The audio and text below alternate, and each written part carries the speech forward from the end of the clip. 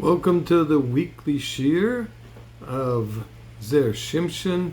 It's Hashem. This is Yud Beis Elul Tafshin Pei Aleph. A couple of more weeks, and this is Parshas Tzeize.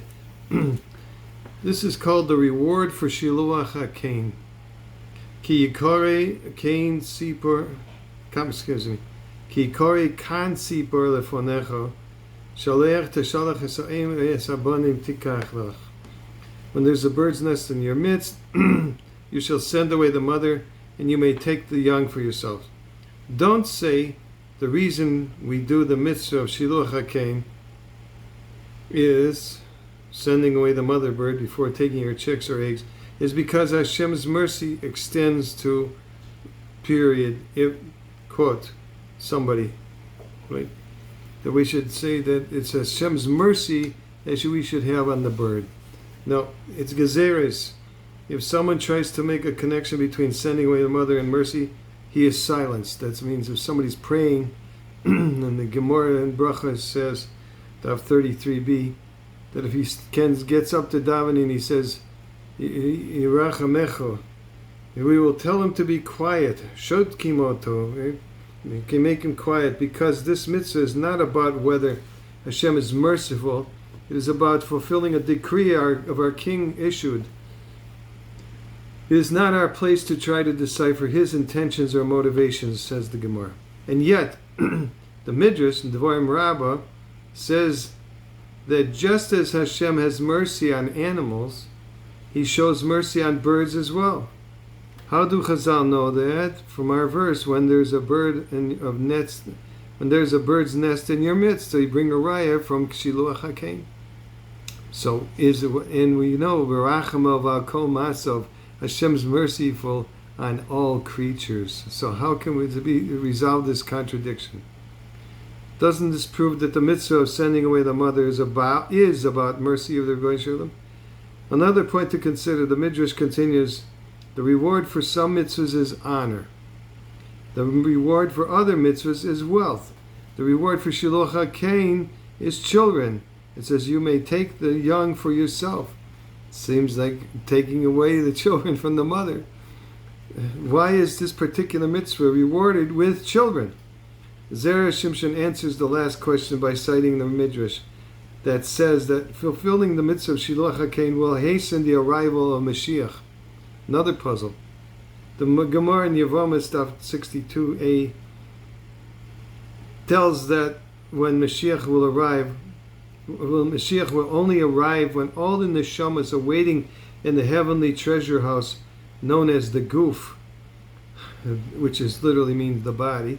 But there's a place in heaven that keeps those neshamas that have been taken from there. Since this mitzvah hastens Mashiach's arrival, it is reasonable to assume that it will also give the one who does it the merit of having children, since every last soul in heavenly treasure house must be sent out before Mashiach arrives. However, we still need to understand why Mashiach's arrival is connected to this particular mitzvah. The Zohar Chodosh in Rus, brought in the Shach's commentary on this parsha, tells us that when a person does Shiluach HaKain, the mother bird is filled with tremendous pain over her missing offspring and cannot find peace and wants to kill herself. This causes incredible pain to the angel in charge of the birds who comes before Hashem seeking mercy for the mother bird. When this happens, Hashem too is filled with mercy and says, if this angel is seeking mercy for the bird in his care, I, the merciful God and the source of all mercy in the world, must surely have mercy on my children. Woe that I destroyed the Beis HaMikdash. While it is true that the mitzvah of Shiluach HaKain arouses heavenly mercy, it is not right to say that Hashem decreed this mitzvah because He is merciful. He's merciful anyway. The mercy is a byproduct of the mitzvah and stems from His having mercy on the angel in charge of birds. To us, this mitzvah may seem like to be an act of cruelty. It causes the mother bird to cry in pain. So where is the mercy? That's why a person who says his mercy extends to a nest of birds is silenced. He's not allowed to say that in prayers. While it is true that the end result of the mitzvah will be a huge dose of mercy for the Jewish people, the main reason for its fulfillment is because we are commanded to do so by the Ribbono Shel Olam and not for any other reason. So says the Zera Shimshon. And we have a short segula.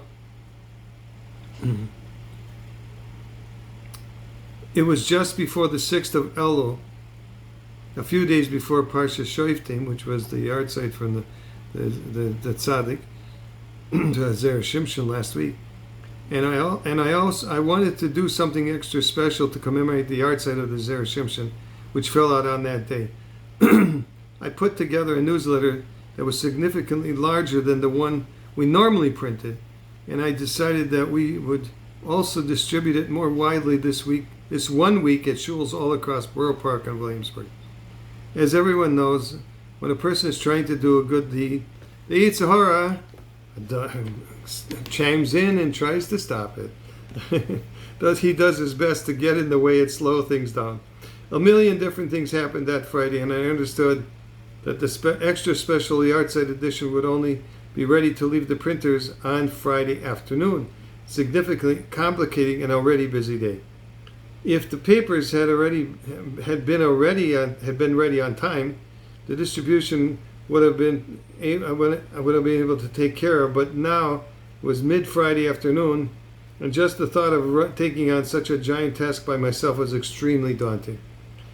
Yid git sich an Tzeize, as they say in Yiddish, and I began mentally reviewing the list of people whom I could call to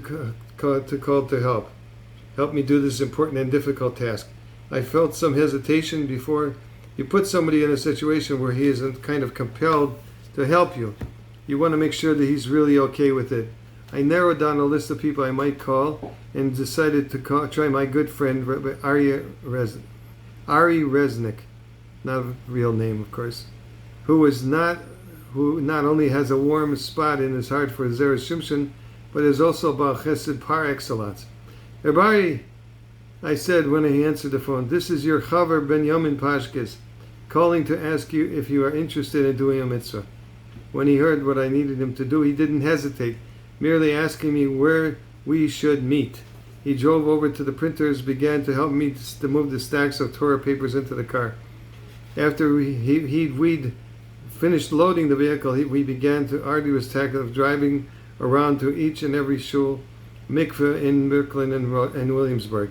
We know that what traffic can be like on a Friday afternoon in the congested streets of Borough Park, but Rabbi smiled his way through the stress of beeping horns and triple parked cars. And the two of us worked tirelessly to carry out our self-appointed task. Spending hours distributing Torah sheets over Brooklyn was fine with me. I knew exactly what I was getting myself into and chose to do it. But Rabbi had gone out of his way in every sense of the word. This was not his project, and he was not the type of person to spend an entire Erev Shabbos jumping in and out of his car, and he had done so with a smile. When he finished the job and we were driving home, he said, Rabbi, I have no doubt that you will be rewarded for the tremendous effort that you invested today to spread Torah of the Zera Shimshon. I feel sure that you will see major bracha in your life in the near future. We parted a few minutes later with a warm handshake and wishes of good Shabbos, and then began to get ready for Shabbos. We hadn't been apart for more than an hour when Rabbi called me. Long time no see, I greeted him. You missed me already? Rabbi Yamin, he replied, you're not going to believe this. What happened? You know that I play music for a living, right? Go on. Okay. In my field, clients normally book you for a job months in advance. It's extremely rare for someone to call you for a job a week in advance. If that happens, it means something fell through and there's an emergency. Anyway, that's exactly what happened to me 10 minutes ago. Someone called me and asked me if I was available for a job next week.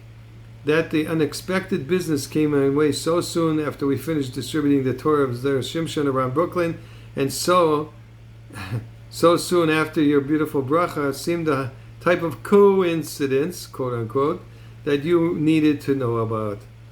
Of course, Rabbi Yehoman was very moved by the story, yet not surprised. It was par for the course when it came to the Zera Shimshon, especially when such an incident took place on his yard site. Okay, so hopefully that makes up for my forgetting about the yard site last week. And everybody have a wonderful Shabbos and a Gemar Chasim, a good gebencht Dior.